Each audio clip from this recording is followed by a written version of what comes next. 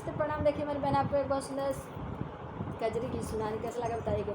आवा चली सखी शिव पूजन हथवा लेके डलियाना।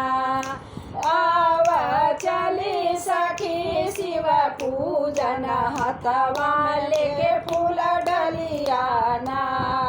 हथवा लेके फूल डलियाना। हथवा लेके फूल डलियाना।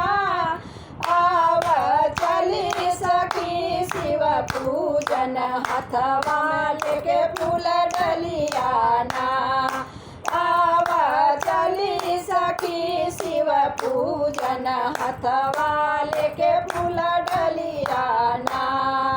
मांगद दूर बेल की पाती। मांगद दूर बेल की पाती।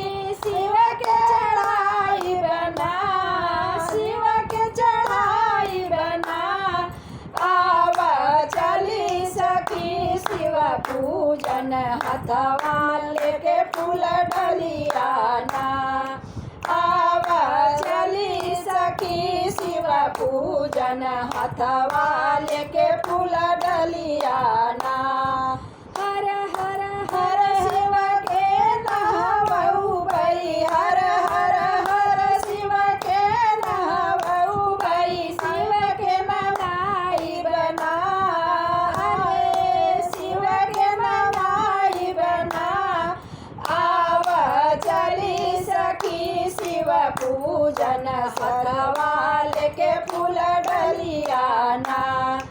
आवा चली सखी शिव पूजन हथवा लेके फूल डलियाना।